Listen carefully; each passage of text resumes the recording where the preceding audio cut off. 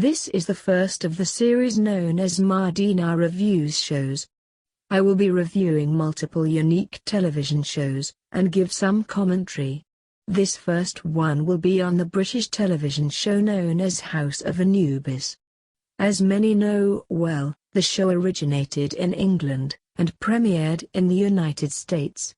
The show was based on a similar Dutch show known as Huis Anubis. So the basic premise of the show is that this American girl Nina Martin gets a scholarship for a boarding school in England.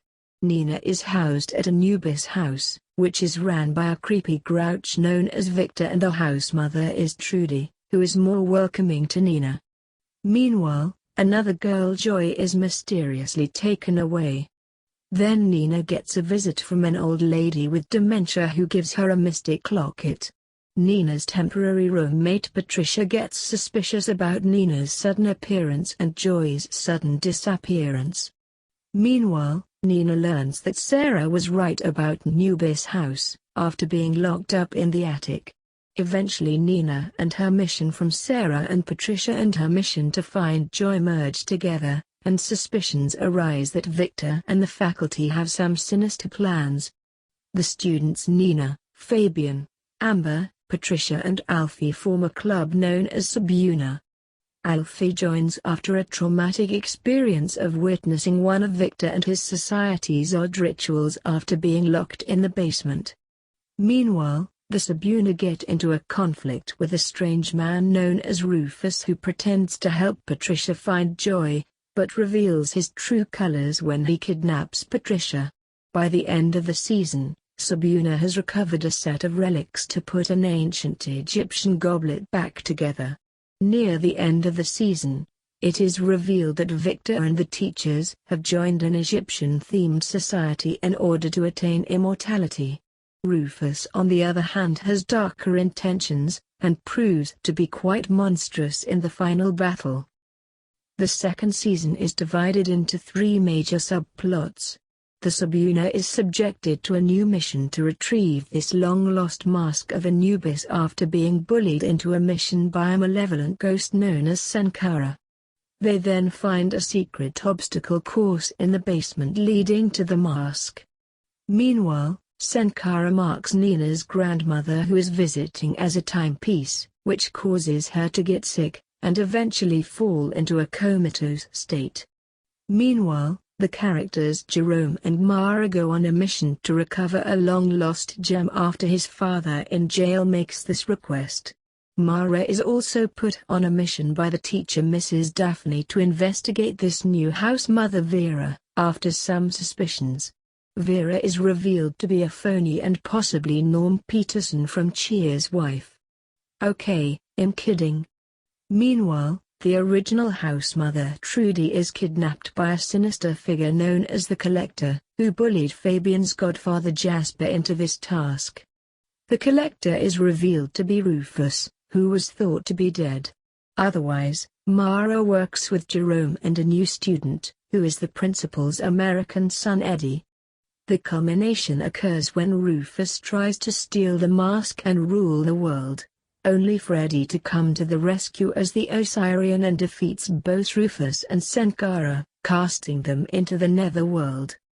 When it comes to the third season and the movie, I personally do not acknowledge them as canon, considering how they deviated so far from the original plot.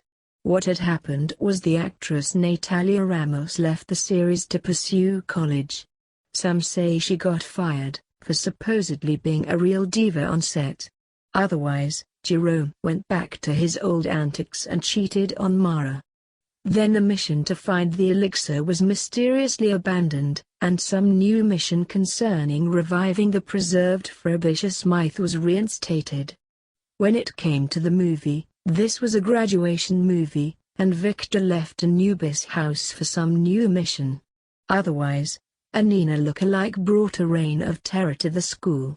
Either way, both the third season and the movie lacked canonical continuity. As many have observed, there had been multiple parallels to the Harry Potter series. In fact, Harry Potter references are pretty prominent throughout the first 2 seasons, and as early as the first episode. The unnamed school is referred to being like Hogwarts, due to being a British boarding school. When it comes to the characters, there are multiple parallels. Nina is a Harry-type figure as the Chosen One who lost her parents too soon, and is named the Chosen One to complete a mission. She is also a sacrificial Jesus figure like Harry was at the end, when she chooses to go into the Elysian Fields at the season end in order to protect her friends from Sankara.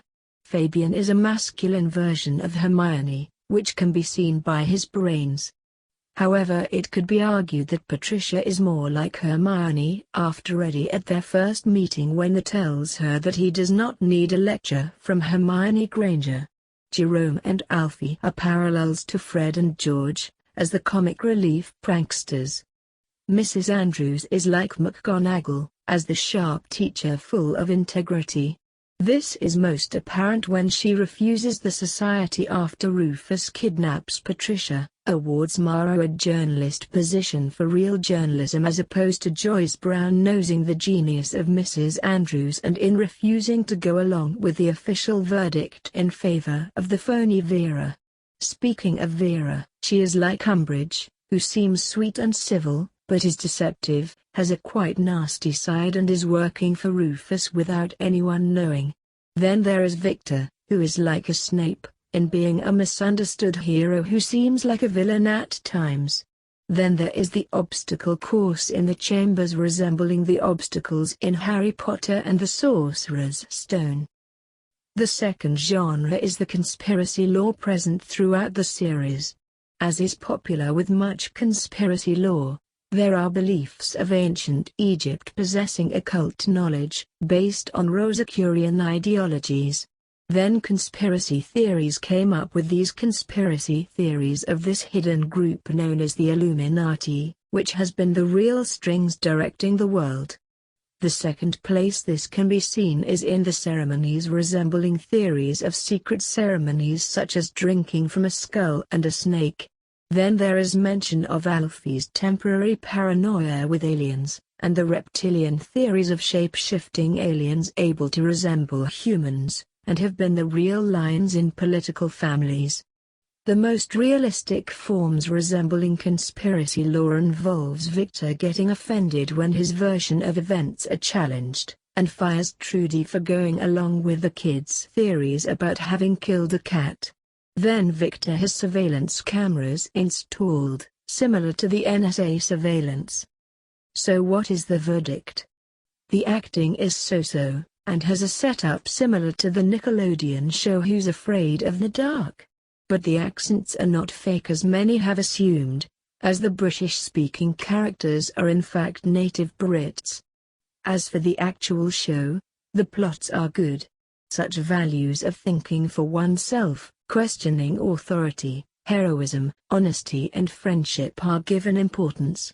This show also challenges nihilistic assumptions, and brings meaning into the ordinary world, and not just in the wizarding world or Narnia. Plus, the show is open to transmaterialist, and allows a metaphysics of a supernatural element.